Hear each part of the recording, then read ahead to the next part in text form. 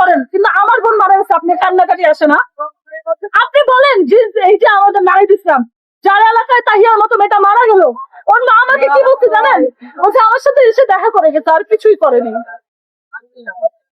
তাহলে আপনি কিসের জুলাইয়ের কাণ্ড? আপনি কি সার্ভ করতেছেন?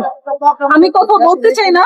জুলাইয়ের পরে অনেক কিছু দেখছি, চুপ ছিলাম, কারণ সবাই কিন্তু আমাদের ভাই ব্রাদার, সবাই আমাদের সহযোগী, চাইছি কিছু না কিছু করুক, সময় নেই কিছু করুক, কিন্তু যখন এইরকম পরিস্থিতি দেখি তখন মনের ভিতরে কষ্ট লাগে।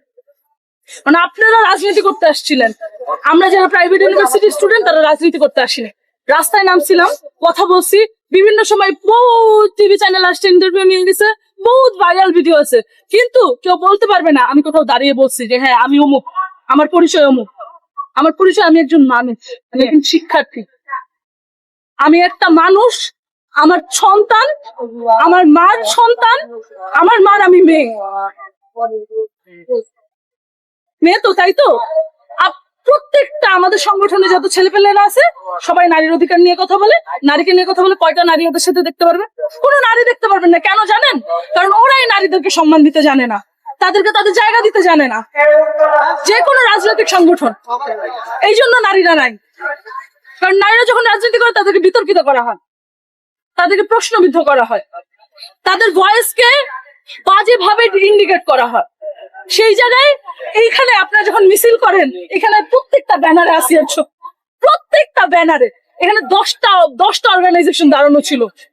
আপনার পাশে দিয়ে হাইটা চলে যাচ্ছেন, আপনার কাঠের চশমা লাগে পুতুলের মতো পাশে দিয়ে হাইটা চলে যাচ্ছেন, কিন্তু আপনাদের মুখ দিয়ে বের হয় নাই যে আমার এই রামিসা হত্যার বিচার আমরা চাই, আমরা রামিসা হত্যার বিচার চাই, তারপরে অন্য কিছু নিয়ে কথা বলবো। এটা আপনারা বলেন। আপনারা এত নির্লজ্জ, এত বেহায়া হয়ে গেছেন পলিটিক্স করতে করতে।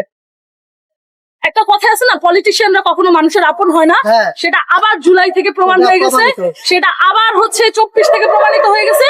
এবং বাংলাদেশে আমার মতো মানুষ যদি যারা দেশকে ভালোবাসে তারা আর দেশে থাকতে চায়। আমরা হাসিনা যাওয়ার আগে বলছিলাম যদি হাসিনা দেশ না ছাড়ে তাহলে আমরা দেশ ছেড়ে দিব, কারণ আমরা প্রাইভেট ইউনিভার্সিটির স্টুডেন্ট, আমাদের কিছু যায় আসে না। কিন্তু হাসিনা দেশ ছাড়ার পরে কখনো ভাবি নাই বলতে হবে যে আমি দেশ ছেড়ে দিব। এই দেশে আমি আমার সন্তানকেও জন্ম দিব না, এই দেশে আমার নিরাপত্তা নাই, একটা সুন্দর বাংলাদেশ নাই যেখানে আমি ভাববো যে আমি রাস্তা দিয়ে হাঁটতে আমার 2বার ভাবতে হবে না। কারণ পুরো বাংলাদেশ এখন রাজনীতিতে ব্যস্ত, কে কাউকে কিভাবে রাজনীতিতে মারপেচ দিবে সেটাই ব্যস্ত।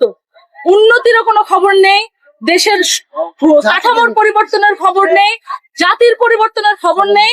এই যে 24-এর পর এতগুলো প্রাণ গেল, তার কি চিন্তাধারা সেইটা নিয়ে কোনো টেনশন নেই।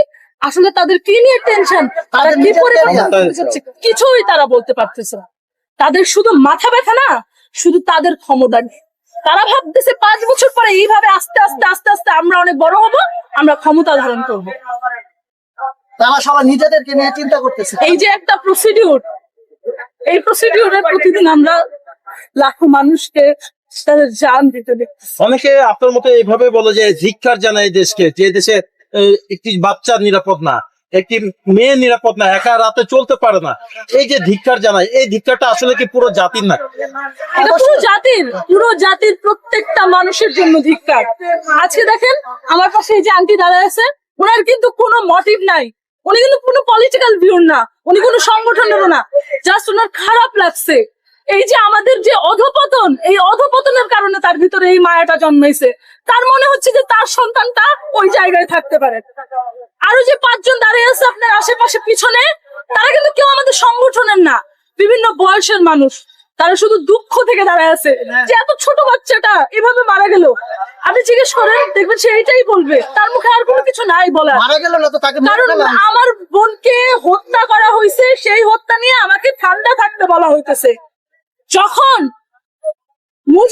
শেখ মুজিবুর রহমানকে হত্যা করা হয়েছিল এবং হাসিনার বটর বাহিনী বা অন্যান্য বাহিনীরা আমাদের উপর ঝাঁপায় পড়ছিল, ঠিক আছে, তারা এখনো আমাদেরকে কি বলে